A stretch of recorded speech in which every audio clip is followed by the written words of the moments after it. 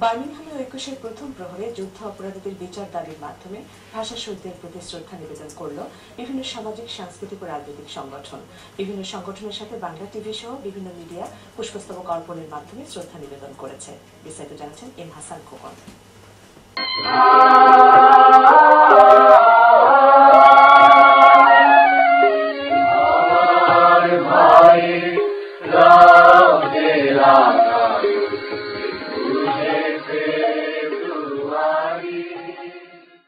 রাষ্ট্রভাষা বাংলা চাই এই স্লোগানকে প্রতিষ্ঠিত করতে গিয়ে মাতৃভাষার অস্তিত্ব রক্ষার্থে 52 সালের এই দিনটিতে শহীদ হয়েছিলেন সালাম, বরকত, রফিক জব্বার সহ নাম অজানা অনেকেই। তাদের এই আত্মত্যাগের প্রতি শ্রদ্ধা জানাতে বিশ্বব্যাপী এই দিনটিকে বাঙালিরা শ্রদ্ধার সাথে স্মরণ করে।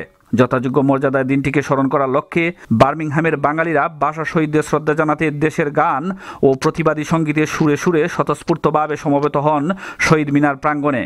ভাষা শহীদদের শ্রদ্ধা জানাতে প্রথমেই বার্মিংহামের lord mayor councillor John Lines স্থানীয় কাউন্সিলরদের নিয়ে শহীদ মিনারে পুষ্পস্তবক অর্পণ করেন। ক্রমান্বয়ে Shaheed Minar committee, multipurpose centre, Muktijoddha welfare trust, Birmingham Awami League, Jubo League, BNP, Jubodal, JASAD, Jatiya party, communist party, 28শে মার্চ উদযাপন পরিষদ, Bangladesh welfare association, greater Sylhet development and welfare council, spirit of 71, support Bangladesh, Udichi Shilpi Goshthi, Bangla press club, Bangla TV, NTV, channel 9, Gonojagoron মঞ্চ সহ অন্যান্য সামাজিক ও সাংস্কৃতিক সংগঠন।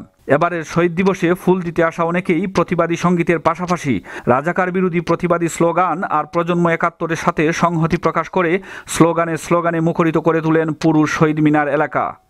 M Hasan Khokon, Bangla TV news, Birmingham.